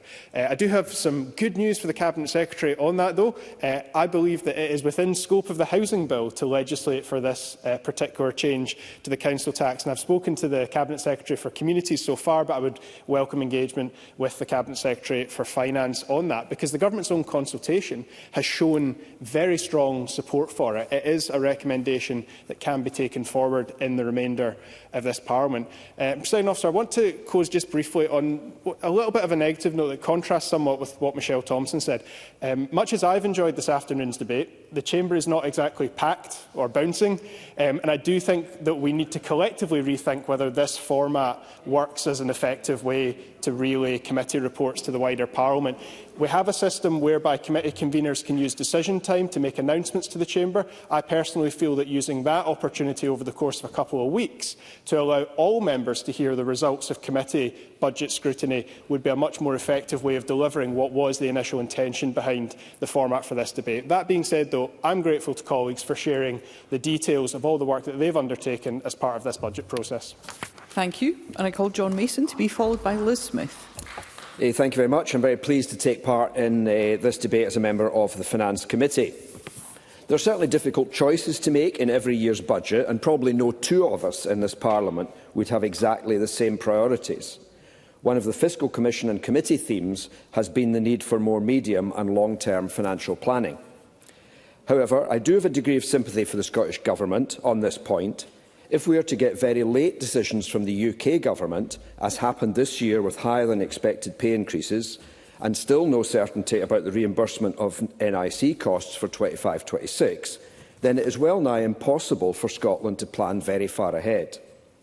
But at the same time, I think we could at least have a list of priorities, for example for capital expenditure, which could be categorised high, medium and low, so at least everyone would know which projects would go ahead if and when the funding became available, even if we did not know what the exact timescales would be.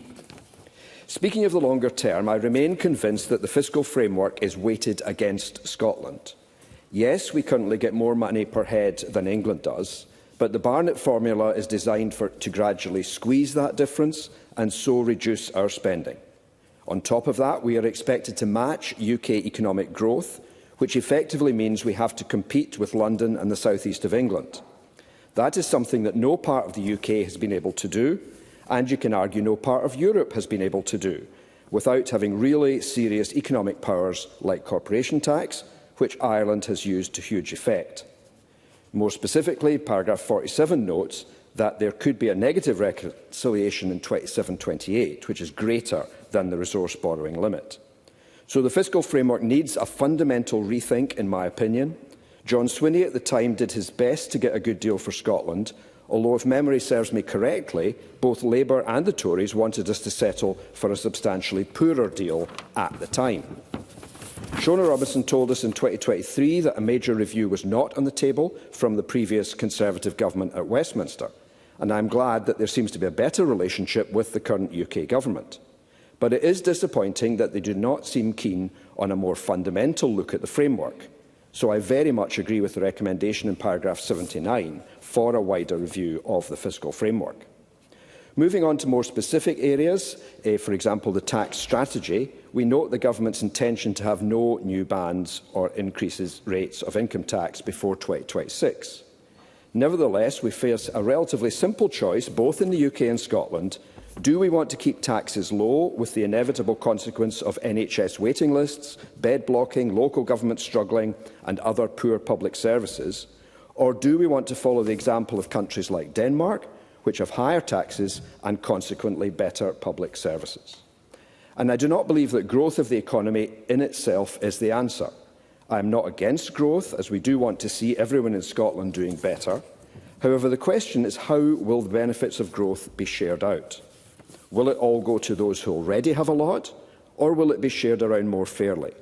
We see a continuing trend for very high salaries for people at the top, both in the public and private sectors. So if these people will not restrict their own level of salaries, then we do need to increase taxes in order for poorer people to benefit too. Finally, on council tax replacement, it has dragged on for far too long, as Ross Greer just said.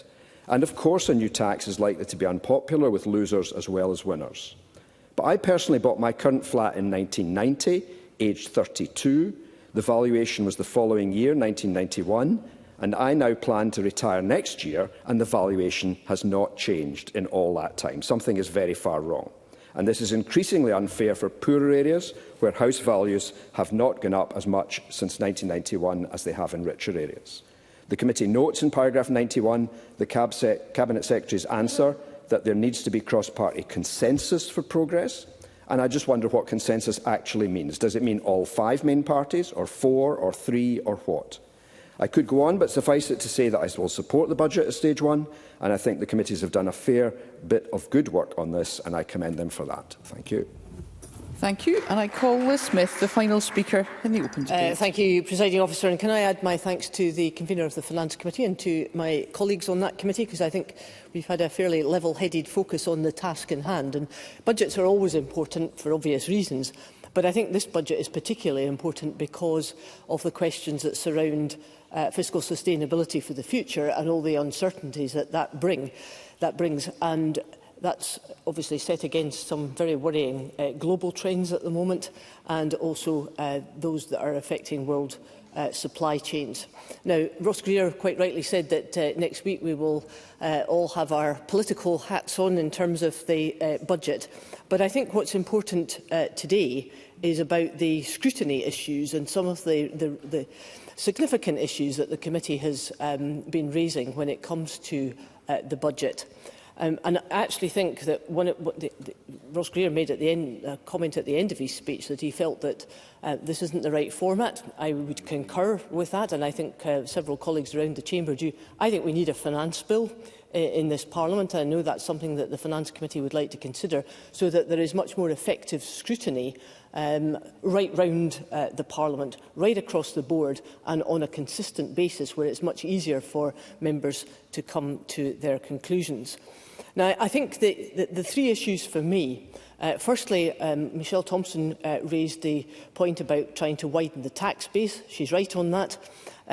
It's a question of trying to raise sufficient revenue to ensure that we can do many of the things that we'd like to do in Scotland, but also that we can improve productivity and economic growth at the same time.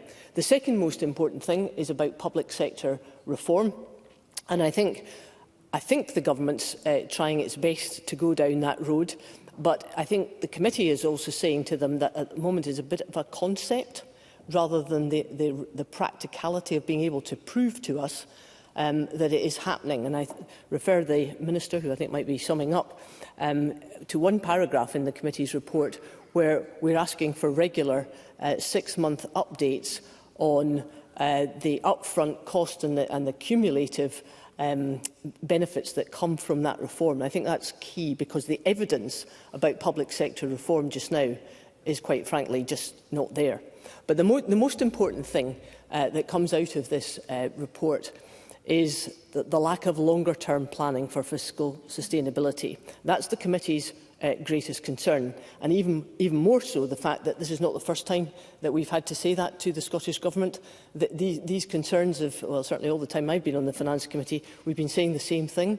And the convener quite rightly raised the issue that in that context, if you're going to have much greater expansion of health and social security budgets, social care budgets, we're going to have to do something about that, because at the moment that social security increase and the social care budget is very significantly higher than we can afford in Scotland. And from a committee point of view, never mind the politics of it, from a committee point of view, that's about fiscal sustainability.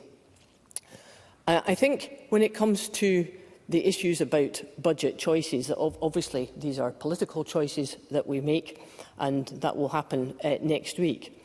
But I think what the Finance Committee is demonstrating is that there are some underlying principles on which we have to base the scrutiny of effective financial decisions within this Parliament.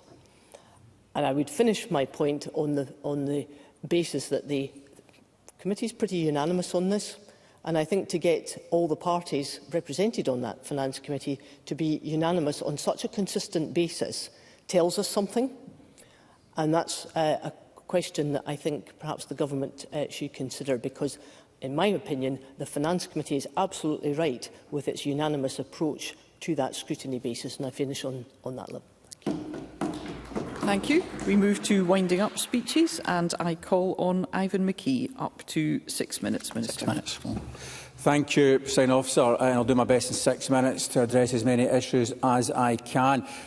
So, clearly a very important debate, and thanks to the Finance and Public Administration Committee and committee conveners. A number of issues raised by committee conveners that will be picked up by government separately as appropriate on some of the detailed issues raised, but some broad themes I think that came out of the discussion this afternoon around about the public service reform agenda from I think all conveners that spoke, and as the Cabinet Secretary indicated earlier, I'll focus my remarks around that agenda. Firstly, to recognise the budget's focus on the government's 4 priorities: eradicating child poverty, growing the economy, tackling the climate emergency and ensuring high-quality public services. And of course the government does so within fixed fiscal parameters with limited borrowing powers, and we do of course balance our budget, a point that Craig Hoy would do well to recognise when he talks about the challenges we face. And my gentle comment to Craig is don't give up your day job. Comedy, I don't think is a career cut out for you. And it's also important to recognise his comment on tax behaviour, of course, is factored into the SFC forecast and something that the government, of course, considers as we bring forward our fiscal proposals. So I say we do operate within those fixed budgets, but we can, of course, ensure and we get best value and maximum impact from the spend that we do make. A point that was made by Colin Beattie, and the Public Service Reform Programme plays very much into that space. And Liz Smith and others have asked for more information on how that programme is progressing. So it's important to recognise that the Public Service Reform Programme is very much a process and not an event. There are a wide range of activities within that programme, focusing on the efficiency levers that we can pull around about more effective procurement, more effective use of estates, use of digital, use of automation, shared services and so on. And significant savings have already been delivered of more than £200 million over the last 2 years in the application of those principles. If I have time, I'm probably very tight, but if you're very quick, yeah. Liz Smith. It's just to ask if the Minister agrees with the committee recommendations that there are 6 monthly updates on both the costs and the savings that can be made on that, because that's the key point. It's the evidence we're looking for. Minister. Absolutely, and we shall bring forward on that, and very happy to engage further with the committee on that. And further work continues in that efficiency space, enhanced recruitment controls both within government and across a wider public body landscape, more detailed scrutiny of public body budgets going into this year to understand and identify back office costs and the potential for savings. But of course the PSR programme is wider than that. Audit Scotland has called for more leadership and direction from government. We take that very seriously. We're engaging extensively with public body leaders, and we'll do so on the 17th of February when we're bringing all public body leaders together for a summit, and that will help to inform the strategy on PSR that we will be publishing later in the spring of this year. And of course the programme requires more joined up services, removing duplication and making those services more efficient and effective for the service users and the people of Scotland. A number of major programmes already working in this space, of course, the Promise, the whole family wellbeing activity that Karen Adams referenced, other portfolio programmes, including in Justice, that Audrey Nicholl referenced, and of course many other portfolios. Structural change is something that has been called on. It's something that Colin Smith spoke about in terms of public bodies and how they work together across the landscape, and if that's the most effective and efficient way to to organise. We recognise that there may be a place for structural change. We're very, very conscious of the fact that a big bang approach to that can consume a lot of time, effort and resource and may not be the most efficient way to proceed. So we'll continue to work constructively with public bodies to identify ways for them to cooperate more closely together and to be able to deliver more effectively for the people of Scotland as a consequence.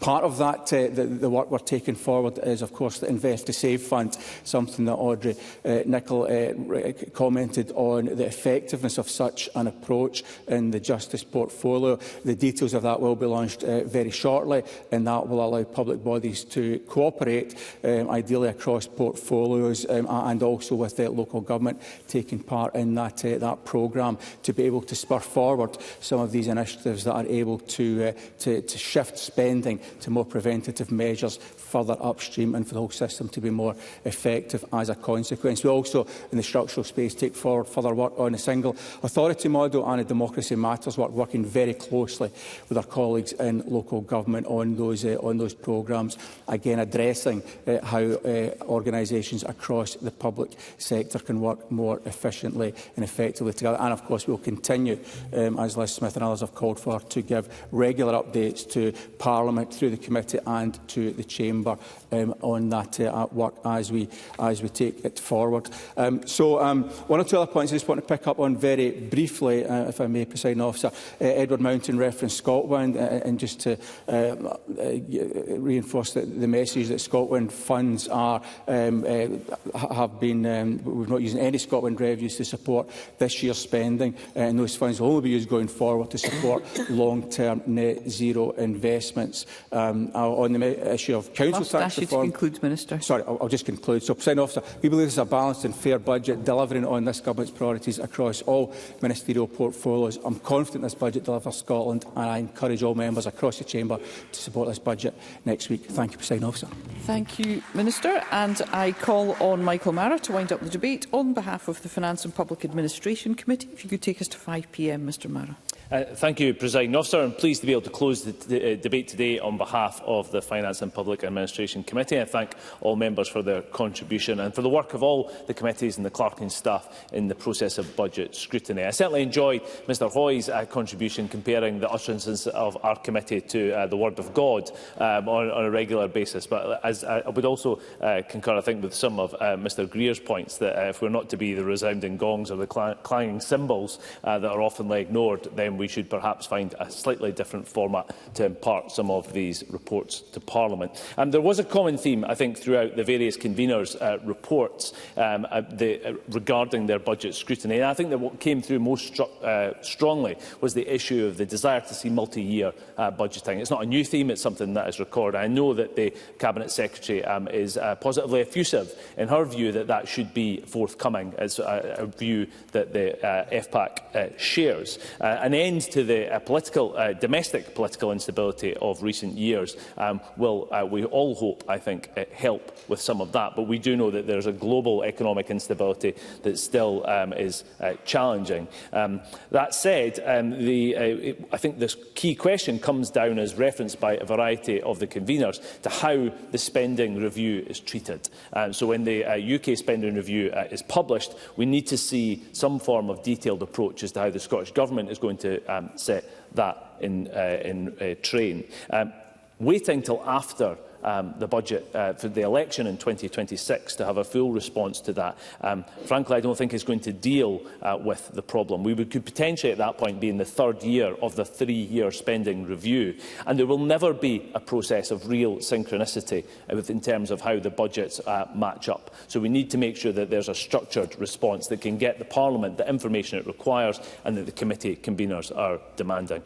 So as the committee, our committee convener mentioned earlier, much of our big part of our scrutiny this year has gone on the social security and public sector pay budgets. On the social security angle, we know that the increasing spending in this area is actually, for every pound that goes into that area, is money that's not spent on the core functions of the Scottish Government, whether it be our hospitals and education. And the increasing trends in that area, as is highlighted by the Scottish Fiscal Commission, I think is a concern, not just for our committee, but for everyone. I want to say a little more about the issue of public sector pay. So according to the Fiscal Commission, the total public sector pay bill for 23-24 was around £25 billion in Scotland. That represents over half of government resource spending. The SFC also highlighted the public sector in Scotland accounts for 22.5% of total Scottish employment compared to 17.6% for the UK overall. And that's a very significant difference. It's therefore essential that there is transparency around pay assumptions and their wider impact on the Scottish budget. And despite a written agreement with the SFC, the Scottish Government failed to supply a public sector pay policy for 24-25 and for 23-24. And this left the SFC in the dark, guessing what the policy would be with no steer from government. The government finally published its pay policy for 24 on 30th of May 2024, and that was over 6 months after the original deadline and 3 months after the budget had been voted on by Parliament. That document included what turned out to be an assumption of public sector pay growth of 3%. The Cabinet Secretary told the committee that pay growth assumption of 3% was factored into the Scottish budget in 24-25 in December 2023, and that was based on, I quote, affordability. The committee was extremely disappointed with this information, that it was not shared with the Scottish Parliament and published more widely until the end of May 2024, and the fact it was the underlying assumption until much later and only under questioning from committee. We have been told by some witnesses, including the Fraser of Allender Institute, that this really lacked sufficient transparency. The Scottish Government, of course, later announced emergency in-year spending controls for 24-25, blaming higher pay than they had anticipated in their budget. So the committee was strongly urged the Scottish Government to publish its pay policy document alongside the Scottish budget wherever possible to allow scrutiny of how pay assumptions might impact on other areas of the budget forecasts. And we also asked it to set out more realistic pay growth assumptions in future. So in our budget report that was published just yesterday, we welcomed the Scottish Government's return to publishing its public sector pay alongside the budget. I'm going to use the last couple of minutes to talk about public sector and public service reform. The committee has a long-standing interest, Presiding Officer, in this area. We've undertaken a stand-alone inquiry on the topic in 2023, and we subsumed this scrutiny into our annual budget work. We also visited Estonia to learn from their successful approach to digitalisation and e-governance as part of our investigation in this area. And we made a series of recommendations to the government based on that work in Estonia. I want to highlight very quickly a couple of examples which require a clearer response from government. For example, we asked it to consider whether Scotland should create a permanent spending commitment on IT, which can endure beyond political cycles. In Estonia, 1% of GDP has been earmarked as being a stable state fund for IT, and that's been in place since 2018 and gives some form of security in terms of investment and commitment on behalf of the government in that area. And the committee remains unclear as to what the response from government is in that recommendation.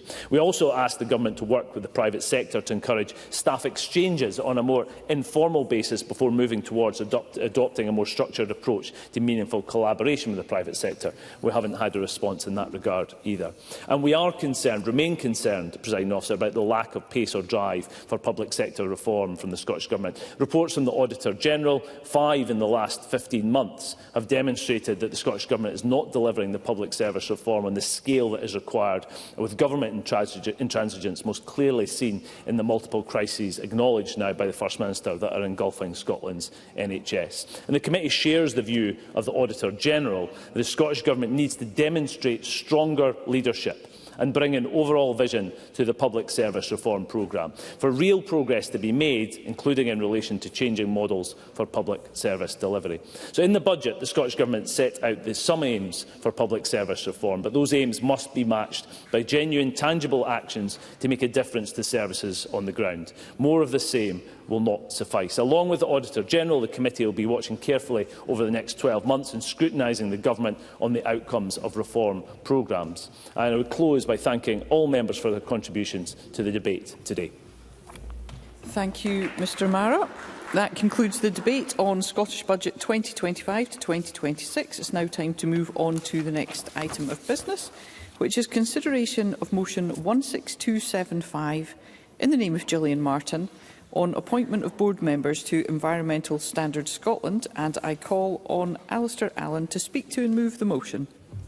Formally moved, Presiding Officer. Thank you, Minister. The question on this motion will be put at decision time. And there are 2 questions to be put as a result of today's business. The first question is that motion 16239, in the name of Kenneth Gibson, on behalf of the Finance and Public Administration Committee on Scottish Budget 2025-26, be agreed. Are we all agreed? Yes. The motion is therefore agreed.